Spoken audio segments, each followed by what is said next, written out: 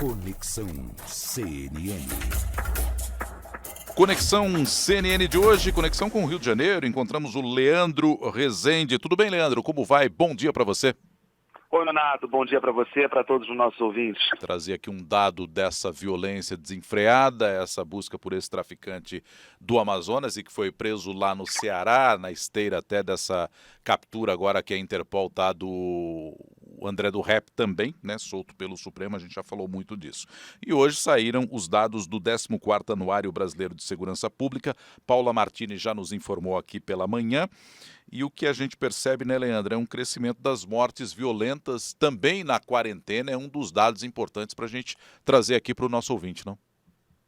Pois é, Nonato, esse crescimento, né, dessas mortes violentas intencionais, né, que é o jeito do Fórum Brasileiro de Segurança Pública nomear, que na verdade são homicídios dolosos, mortes cometidas por policiais e crimes ali, e lesões corporais seguidas de morte. Houve, durante a quarentena, durante o primeiro semestre de 2020, o Brasil inteiro estava aí com algum tipo de medida de restrição de circulação.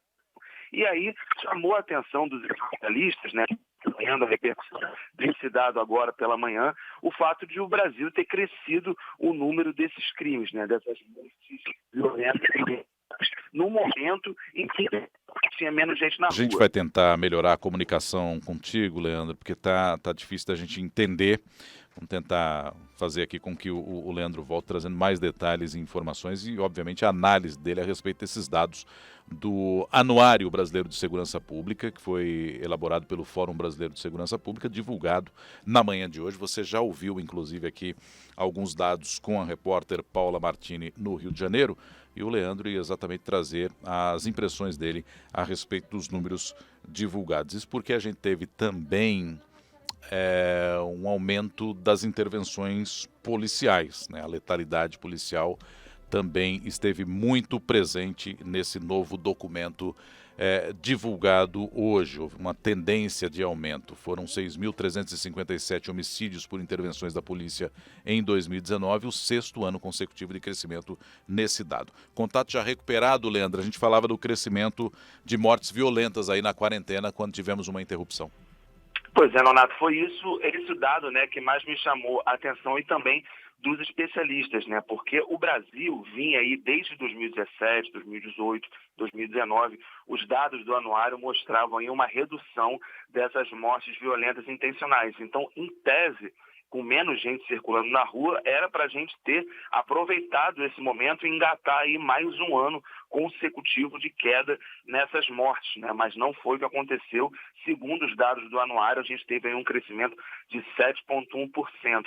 Ao mesmo tempo em que a gente teve uma redução nos crimes contra o patrimônio, né? Por exemplo, a gente teve ali 34% a menos de roubos a pedestres, né? O roubo de rua, o roubo comum de rua, do que no primeiro semestre de 2019. Então, isso é um dado positivo, mas esse crescimento aí é alarmante. E aí, Nonato, a gente vai começar hoje, ao longo do dia, né, a tentar entender, conversar com os especialistas, porque mesmo em isolamento social, a gente teve aí esse aumento nas mortes violentas intencionais. E aí, uma das hipóteses, né, que já apareceu ali é o seguinte: a gente está vivendo uma nova dinâmica do crime organizado no Brasil. Tanto que esses dados, houve crescimento, né, desses números de mortes em alguns estados específicos. Por exemplo, lá no Ceará, por exemplo, em alguns estados do Nordeste teve crescimento dessas mortes. Isso,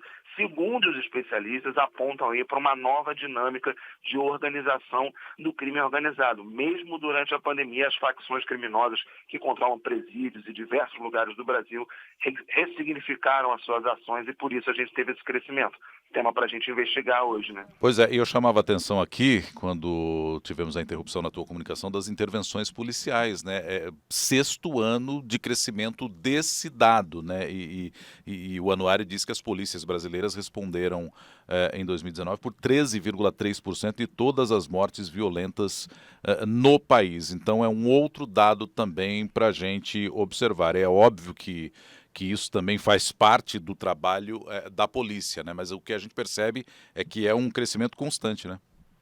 E no caso de São Paulo, por exemplo, é um crescimento constante, já vemos aí o 6º ano de mortes cometidas pela polícia aí, 13% é muita coisa num universo, né, de mortes ocorridas no Brasil. E o que a Paula, responsabilidade o que a Paula chamou a Estado. atenção na participação dela, Leandro, também, foi o perfil majoritário, né? Homens negros, que é algo que também já é muito discutido aqui no Brasil há um bom tempo, né?